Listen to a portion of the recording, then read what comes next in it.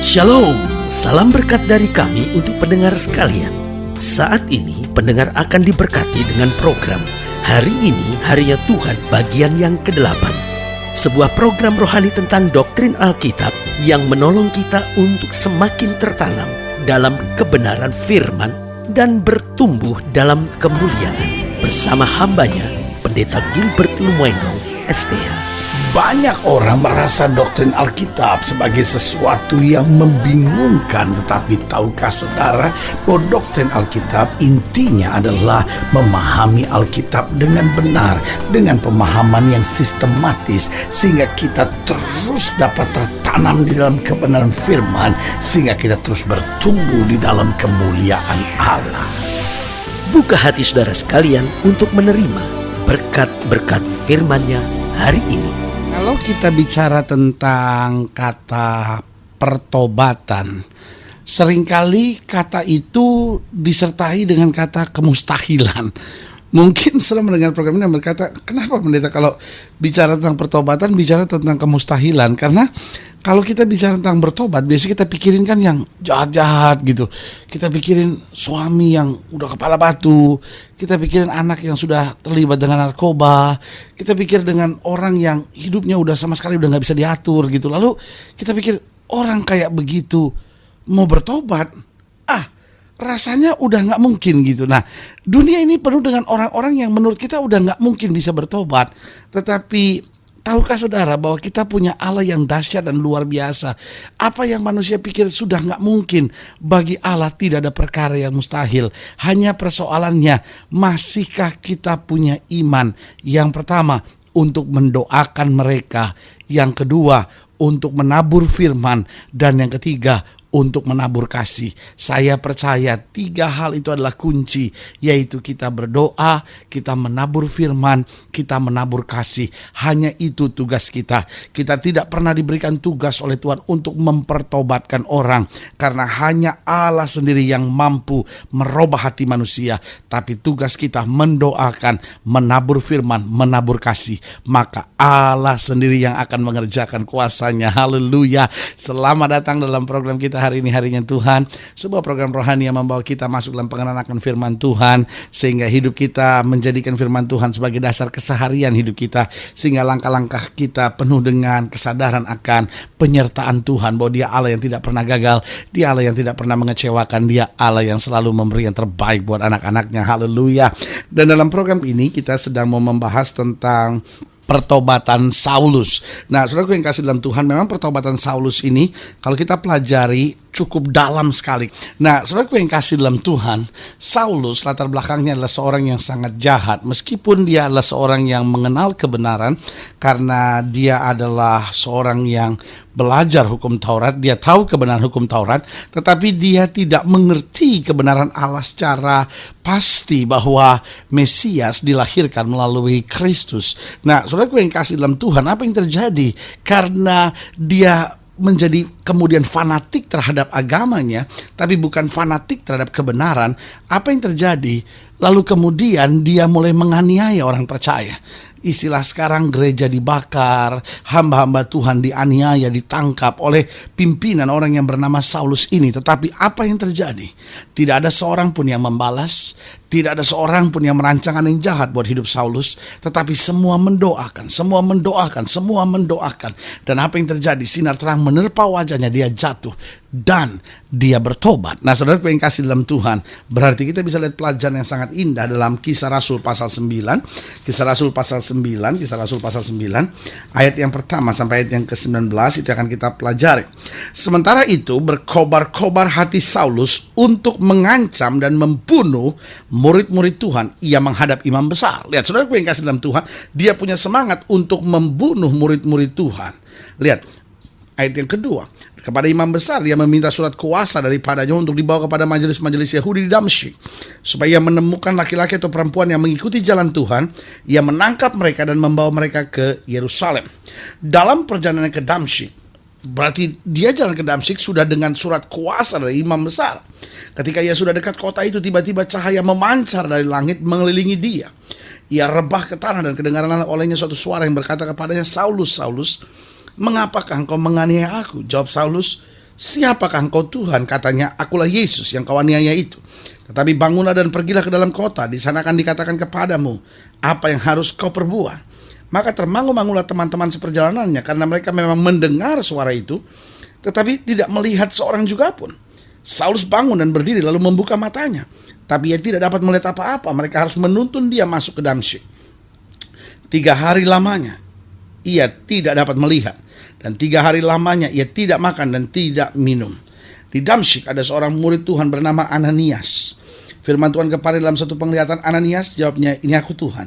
Firman Tuhan, "Mari, pergilah ke jalan yang bernama Jalan Lurus, dan carilah di rumah Yudas, seorang dari Tarsus yang bernama Saulus. Ia sekarang berdoa." Dan dalam satu penglihatan ia melihat bahwa seorang yang bernama Ananias masuk ke dalam dan menumpangkan tangannya ke atasnya supaya ia dapat melihat lagi. Jawab Ananias, "Tuhan, dari banyak orang telah kudengar tentang orang itu, betapa banyaknya kejahatan yang dilakukannya terhadap orang-orang kudusmu di Yerusalem. Dan ia datang kemari dengan kuasa penuh dari imam-imam kepala untuk menangkap semua orang yang memanggil namamu. Tetapi firman Tuhan kepadanya, pergilah, sebab orang ini adalah alat pilihan bagiku." Saudara bisa bayangin, dari orang yang tadinya mengancam dan membunuh murid Tuhan, tiba-tiba diubah Tuhan menjadi alat pilihan bagi Tuhan untuk memberitakan namaku kepada bangsa-bangsa lain serta raja-raja dan orang-orang Israel. Aku sendiri akan menunjukkan kepadanya betapa banyak penderitaan yang harus ia tanggung oleh karena namaku. Lalu pergilah Ananias ke situ dan masuk ke rumah itu.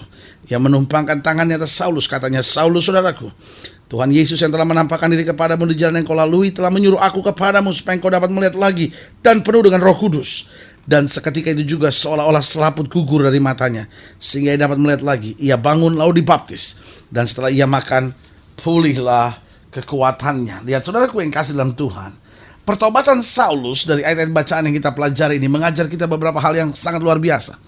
Yang pertama, bahwa tidak ada yang sukar bagi Allah. Kadang-kala kita melihat dosa seseorang, kadang-kala kita melihat kejahatan seseorang, kadang-kala kita melihat tingkah laku seseorang. Akhirnya kita ada pada sebuah pemikiran bahwa orang kayak begini mah nggak mungkin bisa bertobat. Yang lain sih mungkin bisa lah, tapi kalau dia, udah bukan sekedar tuyul-tuyul kecil, ini udah rajanya setan nih orang nih.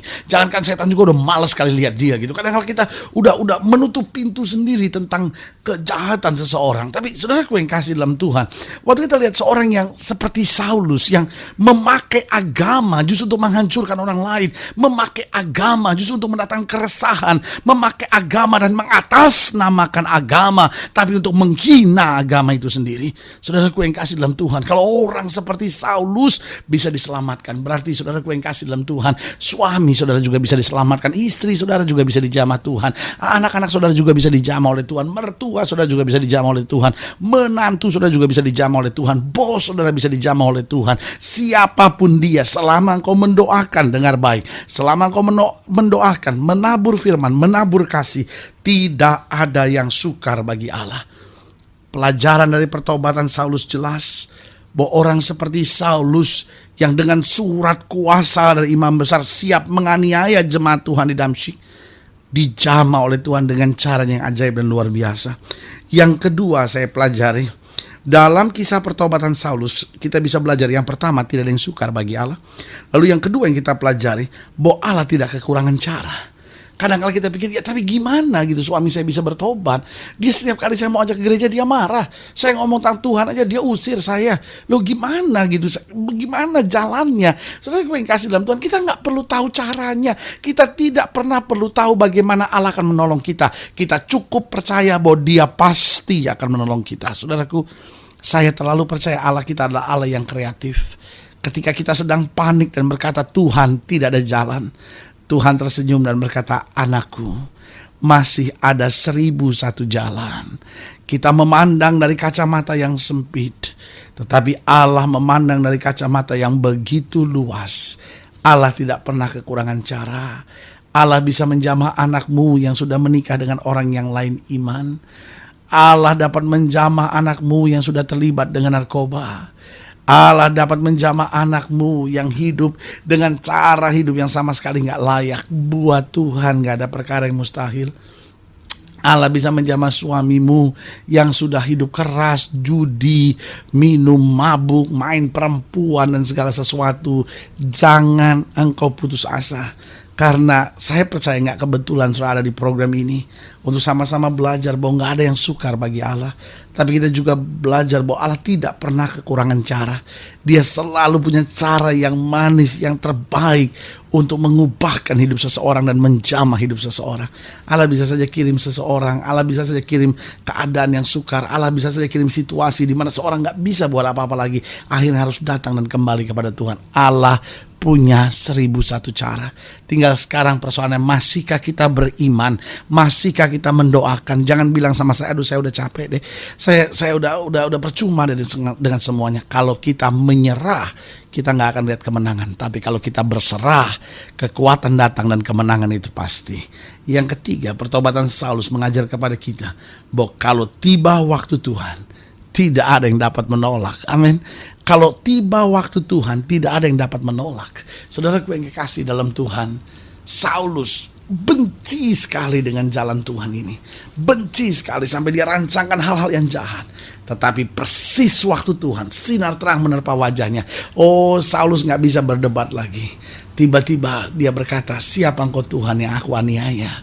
Dan suara itu berbicara, aku Yesus Tuhan yang kau aniaya. Oh, Saulus gak bicara banyak lagi, hatinya langsung terbuka dan bilang, aku percaya. Dan waktu matanya buta, dia mulai dapat penglihatan bahwa ada hamba Tuhan akan berdoa buat dia. Selaput matanya yang menutupinya gugur. Dan setelah itu tanpa banyak bicara, dia menyerahkan diri dibaptis dan siap untuk melayani Tuhan. Saudaraku yang kasih dalam Tuhan, berarti dari sini kita bisa belajar 3 hal yang indah, bahwa tidak ada yang sukar bagi Allah. Allah tidak akan pernah kekurangan cara. Dan yang ketiga, kalau tiba waktu Tuhan, tidak ada yang dapat menolak. Biarlah setiap kita berkata, ini aku Tuhan, utus aku.